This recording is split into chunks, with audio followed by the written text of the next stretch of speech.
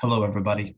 So then in this video, I'm going to go over some really nice consequences that pretty much follow from the theorems I just proved or the techniques I used to prove them.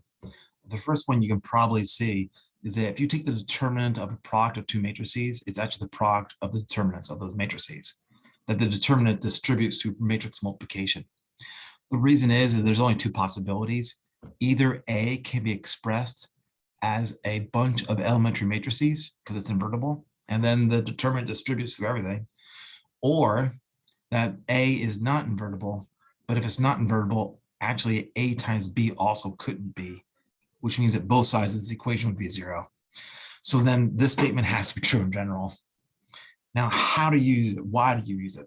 Look at this example. Let's suppose I wanted to take the determinant of the product of these two matrices. So one way to do it is to take the two matrices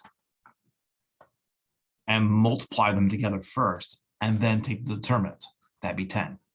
But that means I have to do matrix multiplication. I just don't want to. And because of this result, we actually don't have to. So instead, you can take the determinant of the product by taking the product of the separate determinants. So I take the determinant of the matrix 1, 2, 0, 5. That's just 5. And I take the determinant of 2, 1, 1, 0, 1, which is just 2. And I take the product of those numbers. 5 times 2, 10. Same answer. That's a humongous time slave. Of course, that's something we want to do always. If you ever have a determinant of a product, don't actually do the product. Take this property, use the determinant of each factor in that product, and then just multiply those numbers together. Now, the next consequence is also really pretty straightforward. It follows from the thing I just gave you, in fact. If A is invertible, you know that the determinant of A is not 0. But that means then that the determinant of A inverse is actually also not 0, because if A is invertible, then the inverse of A is also invertible, because its inverse is A. So then this guy has a determinant, and it's not 0. I want to know what it is. Well, notice though, if you take this and you multiply it by the determinant of A, that's the same as the determinant of A inverse times A, because you can use the property going the other way to combine the determinants into one determinant. That's the determinant of just the identity matrix, and that's 1. So if you divide by this on both sides, you get the result that the determinant of the inverse is 1 over the determinant of the original matrix. That's neat. So if you know the determinant of a matrix, you know it, and it's not 0, then you know the determinant of its inverse. Now this last one, this one definitely deserves like an explanation. And sadly, there's no real nice way to write it down. But everyone should know this result, as it's a nice way to solve systems of equations quickly, as long as you're willing to do determinants. So suppose you have A as a matrix, and the determinant of A is not 0. That means it's invertible. So then A times X equals B always has one and only one solution. For every single I want you to define a new matrix. It'll be A of I. That's the matrix where you take the ith column of A out and replace it with B. Then if A times X equals B, then if you want to know the ith entry of the solution, it's a division of two determinants.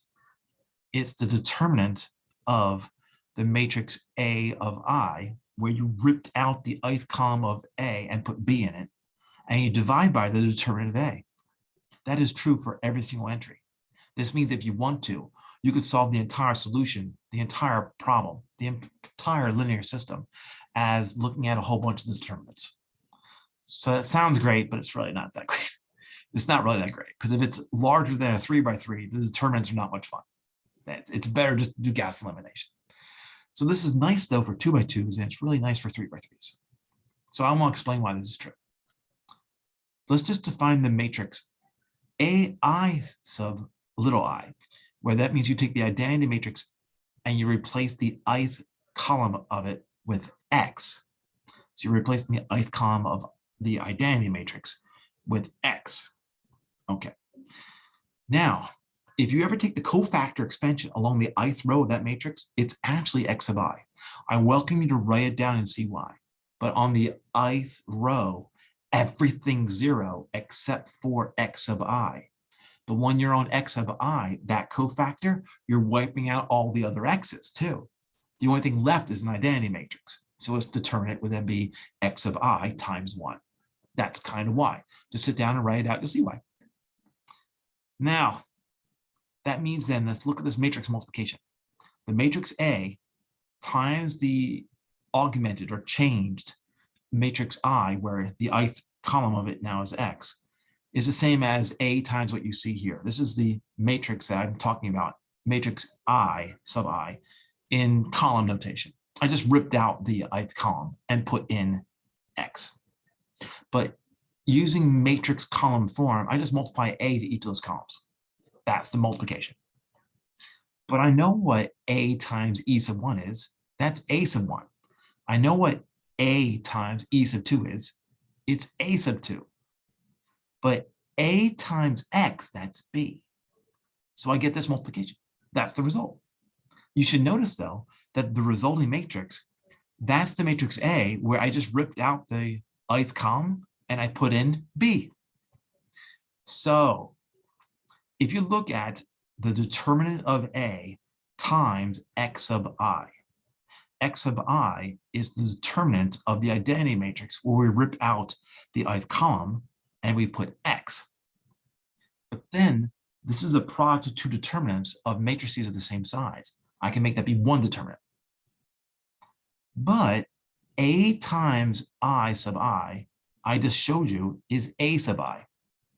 And that's the proof. We know the determinant of A is not 0. So then just solve for x sub I and you get the result. That's Crammers rule. So it's just an exact use of what we know about cofactor expansion to get the answer. So I'll show you how to use it once. So let's go solve this system. Well, just by looking at it, I can tell you right away that the determinant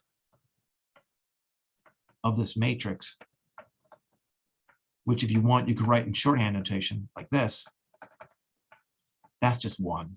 So that's not 0. So this thing has a unique answer. So x sub 1 would then be a division of two determinants.